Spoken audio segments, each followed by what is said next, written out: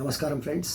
ఈరోజు మన తెలంగాణ కళారత్నాల్లో మన తెలంగాణ ముద్దుబిడ్డ కళాకారులకే ఒక ఐకాన్, మన తెలంగాణకే ఒక ఐడల్ అండ్ ఐకాన్, వారి మాటలోని వారి గురించి వారే ముచ్చటిద్దాం. నమస్కారం పద్మశ్రీ సోమలాల్ గారు. నా పేరు రఘునందన్ అండి. నేను తెలంగాణ కళారత్నాలని యూట్యూబ్ ఛానల్ ప్రమోటర్ని.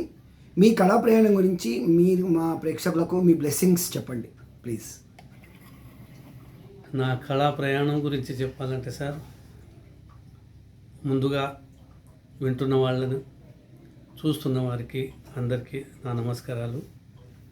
నేను కేతావత్ సోమలాల్. నేను 1979లో నా ఎస్ఎస్సి అయిపోయింది.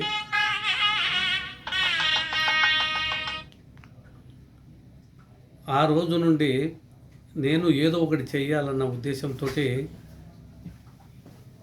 మా స్కూల్ పక్కన ఉన్న గీతా మందిర్ నుండి భగవద్గీత వచ్చేది, పొద్దున్నే వినిపించేది నాకు. ఘంటసాల గారి మధురమైన కంఠం, ఆ శ్లోకాలు, ఆ భావం చెప్పే విధానం బాగా నచ్చింది. నేను బాగా వినేవాడిని భగవద్గీతను. అప్పటి నుండి దాన్ని ఏ గ్రంథము లేని మా బంజారా జాతికి ఇది అనువదించి వాళ్లకు అందిస్తే ఎంత బాగుంటుందో అన్న ఉద్దేశం నాకు చాలా బాగా కోరికగా ఉండేది. నాటుకుపోయింది. అలాగని దాని మీదనే కాకుండా బంజారా జాతి జాగృతి కోసం ఏదన్నా చేయాలి అన్న ఉద్దేశంతో నేను జానపదాలు రాయటం, తర్వాత ఆల్ ఇండియా రేడియోలో పాడటం, తర్వాత ఏదైనా యూట్యూబ్ ఛానల్ ఇప్పుడు వచ్చాయి, దూరదర్శన్లో పాడటం, ఇలా చేసేవాడిని. ఇప్పటి వరకు 500 బంజారా గీతాలు రాయటం జరిగింది, తర్వాత పాడటం జరిగింది. ఈరోజు నేను తీసుకున్న శిష్యగణం దాదాపు 1000 మంది ఉంటారు. అబ్బా! ఈరోజు తెలుగులో పాటలు వచ్చినా అంతగా స్వీకరించట్లేదు, కానీ బంజారా లంబాడీ భాషలో వస్తే మాత్రం ఆ లాంగ్వేజ్ అర్థం కాకున్నా కూడా ఆ పాటల మీద డ్యాన్సులు చేసేస్తున్నారు. తెలుగు వాళ్ళు కానీ, ఉర్దూ వాళ్ళు కానీ, ముస్లిమ్స్ కానీ, హిందూస్ కానీ. మొన్నటికి మొన్న రాము గారు రాను బొంబాయికి రాను అన్న పాట దాదాపు సినిమా వాళ్ళ పాటల కంటే ఎక్కువగా బాగా చూసేసినారు దాన్ని. ఈరోజు ఆ బాబు బిగ్ బాస్కి వెళ్ళిపోయాడు ఒకే పాటతో. అలా కళాశ్రీ భిక్షు నాయక్ అనేసి ఒక తండాలో నుండి స్టార్ట్ అయిన మేము ఈరోజు చిన్నగా ఒక్కొక్క శిష్యుని, ఒక్కొక్క అబ్బాయిని, ఒక్కొక్క కళాకారుని, ఒక్కొక్క రాసేవాళ్ళను, పాడేవాళ్ళను తీసుకుంటూ వచ్చాను. ఈరోజు హైదరాబాద్లో కానీ తెలంగాణలో అంతా యూట్యూబ్ ఛానల్లో నిండుకుపోయారు బంజారా జాతి కళాకారులు. ఈరోజు కళాశ్రీ భిక్షు నాయక్ని జీతం ఉండేవాడు అతను. అక్కడి నుండి చిన్నగా చదువుకుంటూ చిన్నగా పాటలు పాడేది అతన్ని నేను తీసుకొని ఆయనతోటి ఏ క్యాసెట్ అయినా, ఏ సీడీ అయినా ఫస్ట్ పాట పాడించేది. ఎందుకంటే మేము ఉద్యోగాలు చేస్తున్నాను, అతను చేయట్లేదు. నేను నా మిత్రుడు జుమ్లాల్ అనేసి తర్వాత మూడో వ్యక్తిగా ఈ భిక్షు నాయకుని తీసుకున్నాము. మా జుమ్లాల్ ఏమో ఉస్మాన్ యూనివర్సిటీ లైబ్రరీలో పనిచేస్తున్నారు, నేను బ్యాంకులో పనిచేసేవాడిని. అలాంటి టైంలో వీళ్ళను ఒక్కొక్కరిని తీసేసుకొని ఈరోజు ఒక 1000 మందిని తయారు చేసుకోవడం జరిగింది. ఇప్పటికి 500 పాటలు. ఈ పాటలు రాయటం, పాడటం, వేరే స్టేజ్ మీదకి వెళ్ళి జనజాగృతి చేయటం, తండాలలోకి వెళ్ళి జనజాగృతి చేయటం, సంస్కృతి మీద సాంప్రదాయాల మీద, తర్వాత ఎలా అయితే చదువుకోవాలో ఆ చదువు మీద, బడి మీద, గుడి మీద ఇలా పాటలు రాస్తూ వాళ్ళను జాగృతి చేస్తూ వస్తున్నాం. అయితే 1988 ఆగస్టు నాడు నేనేం చేశానంటే 10th క్లాస్ నుండి అబ్జర్వ్ చేసుకుంటూ వస్తున్న భగవద్గీతను నేను అనువదించడం ప్రారంభించాను. 16 నెలలు నిర్విరామంగా పవిత్రంగా అనువాదం కోసమే కూర్చొని 16 నెలల్లో కంప్లీట్ చేసేసి 90లో నేను రాసుకొని నేను ముద్రించలేను, నాకు అంతంత మాత్రమే, నాకు ఆర్థిక స్తోమత లేదు, నా చదువంతా హాస్టల్లోనే.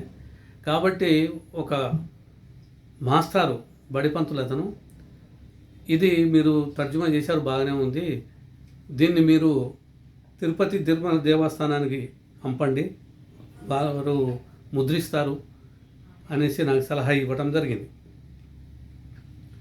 ఆ సలహా మేరకు నేనేం చేశాను, 1990లో టీటీడీ వాళ్లకు ప్రచురించమనేసి నేను ఈ గ్రంథాన్ని పంపించడం జరిగింది. అయితే వారు ఏం చేశారు, నాకు మేమే ప్రచురించడానికి మా రూల్స్ ఒప్పుకోవు, నీకు 10,000 రూపాయలు పంపిస్తాం, నువ్వే ముద్రించుకో, నువ్వే అమ్ముకో అనేసి నాకు 10,000 శాంక్షన్ అయినట్టు నాకు లెటర్ పంపించారు. సార్ ఒకటే మాట అన్నాను, సార్ నేను అమ్ముకోవటానికి దీని మీద సంపాదించుకోవటానికి అనువాదం చేయలేదు. నేను పవిత్రమైన భగవద్గీత తండావాసులకు చేరాలి, తండావాసులకు అర్థం కావాలి, అసలు భగవద్గీత ఏంటి, పరమాత్ముడు ఏం చెప్పిపోయాడు, ఎలా బతకమన్నాడు, అవన్నీ అన్నాలంటే ఇవి తండాలకు వెళ్ళాలి, ప్రతి మనిషికి చేరాలి. అలాంటప్పుడు వాళ్ళు కొనే పరిస్థితుల్లో లేరు. నేను ముద్రించి ఏం చేసుకోవాలి సార్, వాళ్ళకు తెలుగు రావటమే గగనం. అటువంటిది సంస్కృత శ్లోకాలను చదివి దాన్ని లంబాడి భాషలో తెలుగు లిపితో రాసిన గ్రంథాన్ని ఎవరైనా ఇంట్రెస్ట్గా చదువుతారా? కాబట్టి నేనేమన్నాను ఒకటే, సార్ మన బైబిల్ ఇస్తారు సార్, ఈవెన్ లెదర్ కవర్తో ఇస్తున్నారు, ఫ్రీగా ఇస్తున్నారు, మనం ఎందుకు చేయకూడదు సార్? అది పవిత్ర గ్రంథమే కాదనట్లేదు, కానీ వాళ్ళు జనాలలోకి వెళ్ళాలన్న ఉద్దేశంతో వాళ్ళు అలా చేస్తున్నారు. ఖురాన్ని కూడా గ్రంథం ఫ్రీగా ఇస్తున్నారు, మనం ఎందుకు చేయకూడదు సార్? నేను ప్రచురించలేను, నేను అమ్ముకోలేను, మీరే చెయ్యండి అనేసి. సార్ చెప్పకూడదు కానీ దాదాపు 23 years జరిగింది ఇది కమ్యూనికేషన్, మాకు వాళ్ళకి లెటర్స్. ఇలా చేస్తూ ఉండగా లాస్ట్కు వాళ్ళేమో 10,000 ఒకసారి, 30,000 ఒకసారి, ఆ తర్వాత చెంచలగూడ జైలుకు పంపించారు దీన్ని ఇది ప్రచురించమనేసి. ఆ చెంచలగూడ ప్రెస్ ఉంది, ప్రెస్ ఉంది. ఆ ప్రెస్కు నేను వెళ్ళాను. వెళ్తే అక్కడ ఉన్న వాళ్ళు, మేము భగవద్గీతను ప్రింట్ చేస్తే బూతులు వస్తాయి బాబు, ఇంత పవిత్ర గ్రంథాన్ని మమ్మల్ని పంపించారేంటి మాకు పంపించారేంటి అని అన్న వరకు అది తీసుకుపోయి ట్రైబల్ వెల్ఫేర్, మీరు నల్గొండ జిల్లా కాబట్టి ట్రైబల్ వెల్ఫేర్ వాళ్ళకి పంపిస్తాము, వాళ్ళు ప్రచురిస్తారు. అక్కడికి వెళ్ళాను, అది కాలేదు. 23 సంవత్సరాలు ఇలా తిరుగుతూనే ఉన్నాను సార్, చేస్తూనే ఉన్నాను. ఎట్లా అసలుగా ఇది కాదు, ఇది అయ్యేట్టు ఎట్లా అనేసి నేను స్టేట్ బ్యాంక్ ఆఫ్ ఇండియాలో డెప్యూటీ మేనేజర్గా చేస్తూ ఉన్నాను. ఆ జాబ్కు నేను విఆర్ఎస్ తీసేసుకున్నాను సార్. విఆర్ఎస్ అంతే సార్, తప్పదు సార్. నేను బ్యాచిలర్గా ఉన్నప్పుడు చేసిన పని, నా ఫ్రెండ్స్ అన్నారు సివిల్ సర్వీసు గ్రూప్ 1 రాస్తూ వాళ్ళు గ్రూప్ 1 ఆఫీసర్స్ సివిల్ సర్వెంట్స్ అవుతూ ఉంటే నేను ఇది తర్జుమా చేసుకుంటూ కూర్చున్నాను సార్. అంత ఇంట్రెస్ట్గా నేను రాసిన వాడిని అది అయ్యా. అయితే అది ప్రింట్ కాకపోయేటప్పటికి నేను ఎందుకు ఇంకా జీవితాంతం కదా నేను పోరాడింది దీనికోసం, ఇది ప్రింట్ కాకపోతే నిర్వీర్యం అయిపోతుంది, ఇది నాకు ఏం తోచలేదు సార్. విఆర్ఎస్ తీసేసుకున్నాను, అది యాక్సెప్ట్ అయిపోయింది. నేను వెళ్ళి టీటీడీ ప్రెస్లో కూర్చున్నాను. నా అదృష్టానికి రవ్వ శ్రీహరి గారు ఎడిటర్గా ఉన్నారు. చాలా మంచి ఆయన, చాలా మంచి వ్యక్తి. ఆయన అన్నాడు, సోమలాల్ గారు ఇన్ని సంవత్సరాలుగా మీరు పోరాడుతున్నారు, ఆ పోరాట ఫలితం ఇవాళ నేను అంగీకరిస్తా, నేను దీన్ని ప్రింట్ చేయిస్తా, కానీ మీరు నాకు మాట ఇవ్వాలన్నారు. నాకు గుండె గుబ్బెలన్నాయి, ఏంటో అన్నాయి. ఏం సార్ అన్నాను. ఏం లేదు, మీరు ఇది రాసిన తర్వాత లంబాడి తెలుగు డిక్షనరీ రాయండి, ఎందుకంటే బంజారా భాష పోతుంది.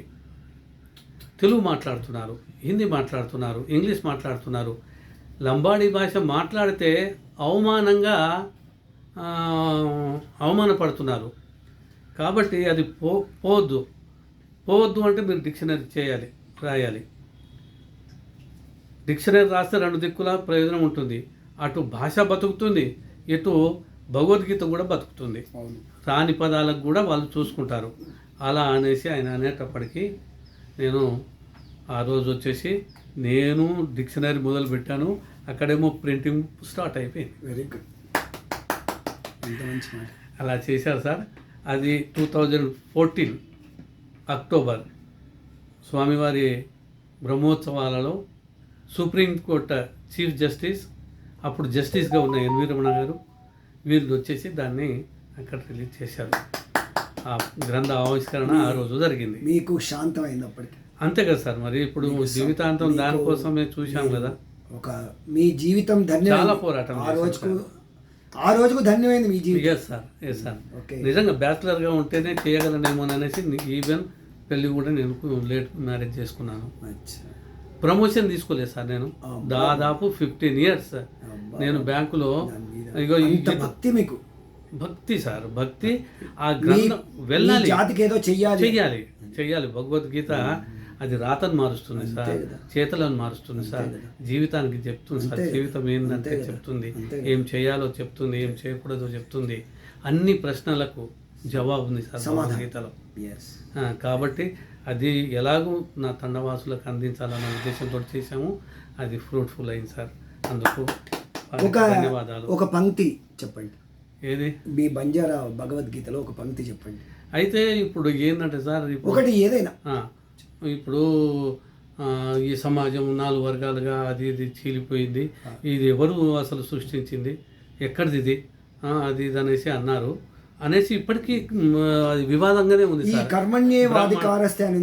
బ్రాహ్మణ క్షత్రియ విషాం శూద్రాణంచ పరంతప కర్మాణి ప్రవిభక్తాని స్వభావ ప్రభ వైర్గుణై. ఈ సమాజాన్ని కానీ, ఈ జనాలను కానీ, ఈ సమాజాన్ని ఎవరూ డివైడ్ చేయలేదు.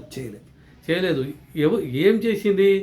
గుణాలను బట్టి, సహజంగా వచ్చే గుణాలను బట్టి బ్రాహ్మణ క్షత్రియ శూద్ర వైశ్య శూద్ర అనేసి విభజింపబడ్డారే తప్ప ఎవరు దాన్ని విభజించలేదు. ఎవరు చిన్న చూపు లేదు. ఎవరు చేసే పని ఆ పనిని బట్టి, వాళ్ళ కర్మలను బట్టి, వాళ్ళ స్వభావాన్ని బట్టి విభజింపబడిందే కానీ ఎవరు దానికి కారణం కాదు అనేసి భగవద్గీతలో చెప్పేసి ఉన్నారు సార్. మీకు పద్మశ్రీ దీనికే వచ్చింది కదా? లేదు, అన్నీ ఉన్నాయి సార్. నేను 6 పద్మశ్రీ ఎప్పుడు వచ్చింది మీకు? అదే 2024లో వచ్చింది. అయితే నేను 500 దాంట్లో అన్నీ ఉన్నాయి సార్. 500 పాటలు ఉన్నాయి. 7 మన ఇతిహాసాలు ఉన్నాయి సార్. ఓకే. వెంకటేశ్వర స్వామి అదే 7 కొండల మీదకి ఎందుకు వెళ్ళాడు? ఎన్ని కొండలు లేవు. తర్వాత పుట్టుక, అక్కడికి వెళ్ళి మరి భగవంతుడు అక్కడ దేవాలయం స్థాపించబడిందంటే ఎలా, ఆ జన్మ, అవన్నీ లంబాడి భాషలోకి. తర్వాత ఆంజనేయ స్వామి గురించి మేము గాదివాడ మాలిక్ అంటాం. ఆంజనేయ స్వామి గురించి 150 చరణాలు సార్ దానికి నేను రాసింది. వెంకటేశ్వర స్వామి ఇతిహాసం 100 చరణాలు. ఆ తర్వాత మాలో సేవాలాల్ మహారాజ్, సంత సేవాలాల్, నడిచే గురువు, 50 శ్లోకాలు. తర్వాత మేరామమ్మాయి జగదంబ గురించి 50. తుల్జా భవాని మహారాష్ట్రలో ఉంది 50. తర్వాత మన వెంకటేశ్వర స్వామితో పాచికలాడిన హాతిరాం బావాజీ గురించి 50 చరణాలతోటి ఈ ఇతిహాసాలు గేయ రూపంలో రాయటం జరిగింది. తర్వాత ఇన్ని పాటలు రికార్డింగ్ అవి ఇవి అవన్నీ చూసి ఇస్తారు సార్. దానికి ప్లస్ పాయింట్గా భగవద్గీత అయింది. ఇప్పుడు భగవద్గీతలో ఘంటసాల గారు చెప్పినట్టుగా మీరు సింగర్ అంటున్నారు కదా, మీ వాయిస్లో ఈ భగవద్గీత లంబాడీ భాషలో ఏమైనా ప్రయత్నం చేస్తారా?